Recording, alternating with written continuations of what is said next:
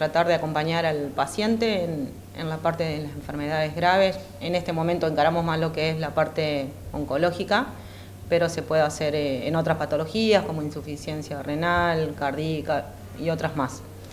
La idea es acompañar al paciente en sus síntomas mientras comienza con el tratamiento, se continúa y hasta el final de vida, ¿sí? Y bueno, la idea es acompañarlo.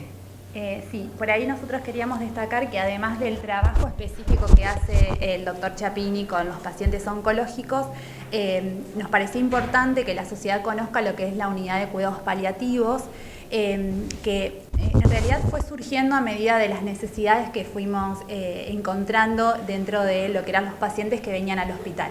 Les voy a dar un ejemplo como para que se entienda de qué estamos hablando. Nos fuimos encontrando con que había pacientes, por ejemplo, que estaban haciendo sus tratamientos oncológicos en otras localidades y tal vez en algún momento los médicos tratantes consideraban que ya no había una atención curativa y entonces se les sugería a los pacientes y a la familia que regresen a sus domicilios para acompañar a los pacientes en sus últimos días. Nos encontrábamos con que en el mejor de los casos los pacientes tenían algún médico clínico que los podía acompañar en los síntomas, principalmente en el dolor, pero también había otros pacientes que empezaban a venir a la guardia reiteradas veces. A veces se resolvía en la guardia ese síntoma y otras veces quedaba en internación. En la actualidad esos pacientes que llegan a internación son los que nosotros como equipo que trabaja en cuidados paliativos son las situaciones que detectamos y acompañamos.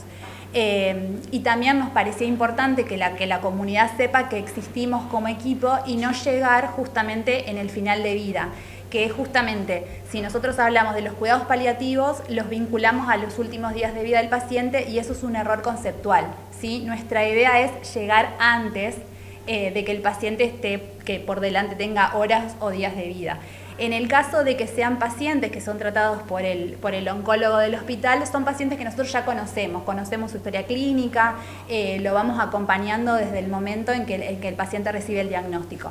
Pero aquellos otros pacientes que son tratados en otros lugares, los conocemos recién en esa situación. Y consideramos que son situaciones donde hay mucho sufrimiento, ¿sí? Mucho malestar de parte del paciente y de la familia, porque la unidad de tratamiento para los cuidados paliativos no es solamente el paciente, sino todo su entorno familiar. Entonces con Laura hace un tiempo comenzamos a hacer entrevistas no solamente al paciente sino a la familia.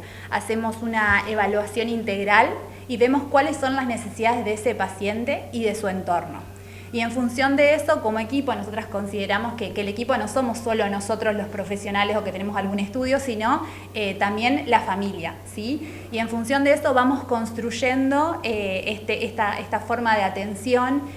No es una atención que en un momento, no sé, el paciente viene con dolor, se lo atiende y ya está, sino que es una construcción continua.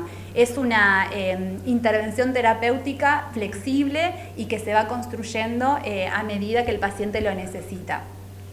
Y también nos parece muy importante la información, ¿sí? Que esa es una de las atenciones que tenemos cuando viene un paciente, nos presenta su historia clínica, cuál es su situación, lo vamos orientando y lo vamos informando. Control de síntomas. Quería aclarar eso también, que lo que decía Betiana. Los jueves se está haciendo consultorio de control de síntomas de estos pacientes, no solamente de la parte del oncólogo que está acá en el hospital, sino que tranquilamente que los pacientes puedan llegar al hospital y poder acompañarlos y empezar a conocerlos un poco más con Betiana. Clínicamente, sí. Y también es esto que por ahí, como retomar un poco el concepto de los cuidados paliativos, que es una atención integral que busca mejorar la calidad de vida del paciente. Cuando hablamos de calidad de vida no solamente hablamos de que tenga ausencia de dolor, sino que hablamos también de los aspectos emocionales, sociales, y muchas veces nos encontramos con que los pacientes no saben bien cuál es su situación, entonces también nosotros en una entrevista podemos ir conociendo y podemos ir informando.